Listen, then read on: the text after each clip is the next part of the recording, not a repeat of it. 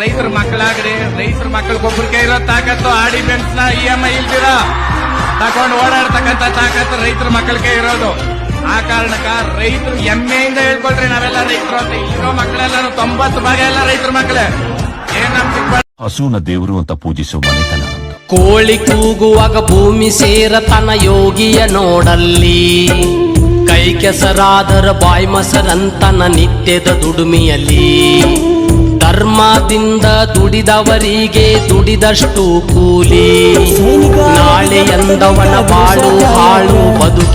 ರೈತ ಆಗಬೇಕಂದ್ರ ಡಬ್ಬಲ್ ಗುಂಡಿಗೆ ಇರಬೇಕ, ಟ್ರ್ಯಾಕ್ಟರ್ ಒಂದ ಇಟ್ಟಿನ ಕೇಳವಲ್ಲ ಉಳ್ಳಾಕ, ಜೋಡ ಎತ್ತ ಕಟ್ಟಿನಿ ಹೊಕ್ಕಲತಾನ ಮಾಡಾಕ, ಚಿಂತಿ ಮಾಡಬೇಡ ಬಾರ ನನ್ನ.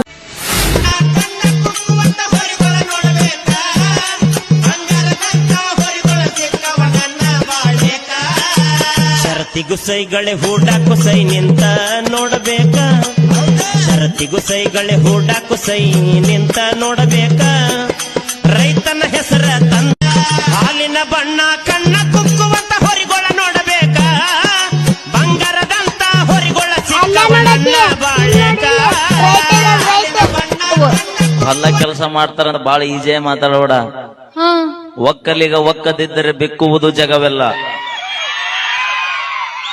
ಅಪ್ಪಿ ನೌಕರಿ ಮಾಡೋ ಬಾಳ ಅಂದ್ರೆ ತಿಂಗಳಿಗೆ 1 ಲಕ್ಷ ರೂಪಾಯಿ ಪಗಾರ ತಗೊಂಡಿರ್ಬಹುದು.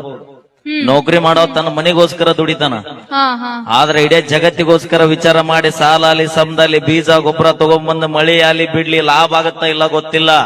ಇಡೀ ಜಗತ್ತಿಗೆ ಏನು